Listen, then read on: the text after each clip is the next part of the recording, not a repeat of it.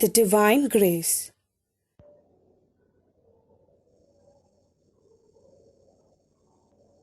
The Supreme has sent His grace into the world to save it. It is the divine grace that must be prayed for.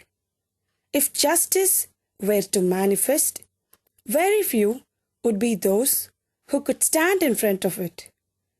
Justice is the strict, logical determinism of the movements of universal nature.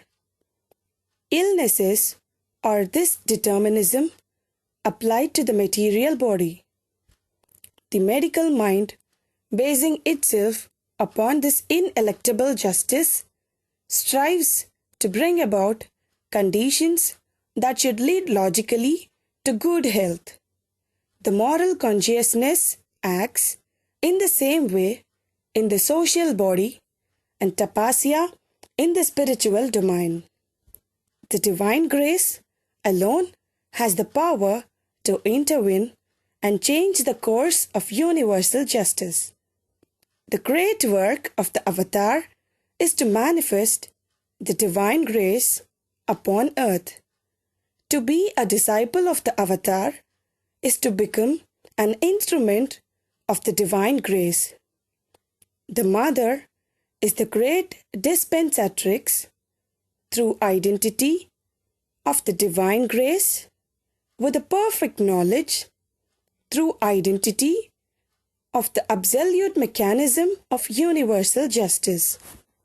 And through her mediation, each movement of sincere and confident aspiration towards the divine calls down in response the intervention of the grace. Who can stand before thee, Lord, and say in all sincerity, I have never made a mistake? How many times in a day we commit faults against thy work, and always thy grace comes to efface them. Without the intervention of thy grace, who would not oftentimes have come under the merciless blade of the law of universal justice? Each one here represents an impossibility to be solved. But as for thy divine grace, all is possible. Thy work will be in the detail as in the whole. The accomplishment of all these impossibilities transformed into divine realizations. Divine grace, thy goodness is infinite. We bow before thee in gratitude. Mother, what is the rationale of divine grace? Is not the Supreme Mother always ready with her grace for those who can call it down? Yes. Is it not true that even most of the seekers after God cannot call it down, and yet they can receive it if someone, a guru or avatar, has once called it down within him? Is it so? Yes.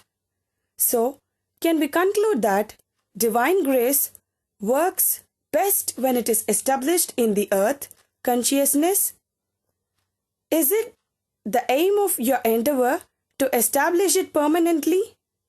Yes. Please explain to me the whole principle. The divine grace cannot be explained through words and mental formulas. It is only the divine's grace that can give peace, happiness, power, light, knowledge, beatitude, and love in their essence and their truth. Who is worthy or unworthy in front of the divine grace? All are children of the one and the same mother. Her love is equally spread over all of them, but to each one she gives according to his nature and receptivity. Say, I have received his grace, I must be worthy of it, and then all will be well.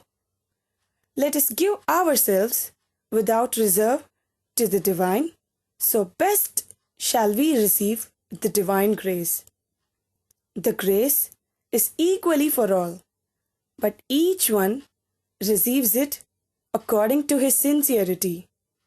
It does not depend on outward circumstances, but on a sincere aspiration and openness. Right use of the granted grace. No deformation, no diminution, no exaggeration. A clear sincerity. Call of the divine grace. Not noisy, but persistent and very perceptible to those who know how to listen.